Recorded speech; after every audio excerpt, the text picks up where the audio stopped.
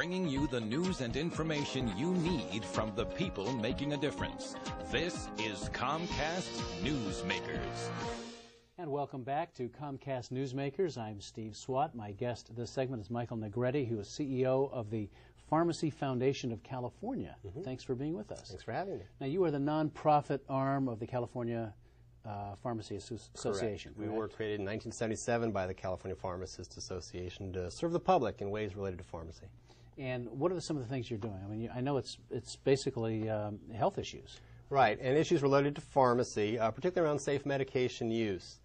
We really want to make sure that people, when they use medications to make themselves healthier, use them in a way and work with their physicians and pharmacists in a way that they get the best benefit out of it with the fewest amount of risks. And talk about the risks. I mean, I was on your website before this interview, and there was cited a statistic that estimates of medication issues, problems, are the number 5 killer in the U.S. I mean, 1.5 million Americans every year? Yes, 1.5. That's 1 out of every 200 Americans every year, according to the Institute of Medicine, are likely to be seriously injured or killed by a medication. The good news is that most of these problems are completely preventable. Now, when you're talking about the medication, you're talking about combination of medications, perhaps, or overdose of medications, or what?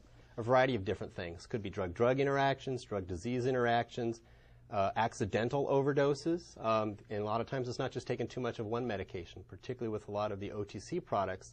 They're in many different kinds of preparations, and it's easy for somebody who doesn't read the ingredient list to accidentally take a lot of things, have the same ingredient, and end up with an unintentional overdose. Well, I know you and your association, or your foundation, you like to say that medications can heal, but they can also harm. Right. The power is both is in your hands. Yes. So that means you're talking about there's consumer power. Oh, definitely. But well, what is the consumer power? Because I get a medication, a prescription from my physician, I take it to the pharmacist. What am I supposed to do? What questions am I supposed to ask here? Well, there's a couple things. Most directly, the power is in their hands every time they're at home and they open up their medication vial and decide what to take and how to take it. That's a very direct cause and effect thing there. Beyond that, the consumer or their family caregiver has a good opportunity and responsibility to make sure that the doctor and the pharmacist is given all the information about that person, so the doctor and pharmacist can actually make the best decision, educated decision they can related to the patient's therapy. Pharmacists and physicians don't have this amazing computer somewhere that tracks every medication somebody's taking, when they took it, how they take it, what allergies they have. They might have some of that information, but too often it's not complete. And so that's the first thing that patients need to do with their doctors and pharmacies, to make sure that they know everything they're taking, all the health conditions that they have, all the allergies they have, and that their doctor and pharmacist takes the time to screen all of that, because too often times these interactions occur and they could have been caught. Are there other questions that we should be asking? Oh, most definitely. There's a couple things that we ask patients to do in the doctor's office. The first is make sure they don't settle for anything less than a safe prescription, which is something they can take with them so they can compare something at the pharmacy when they get the medication from the pharmacy. It's a legible prescription, something the patient can read so that they are actually able to make that comparison. It has the purpose on it. There's a lot of problems with medications whose names look and sound alike, and it's easy if the medications, if it's a voice order, or if it's messy that the pharmacist isn't able to really make it out, or they might confuse it accidentally. If the purpose is on that prescription, the pharmacist is greatly less likely to make those confusing errors. So that's important in the doctor's office. At the pharmacy, get that pharmacist consultation. California law requires the pharmacist to provide a consultation on any new prescription.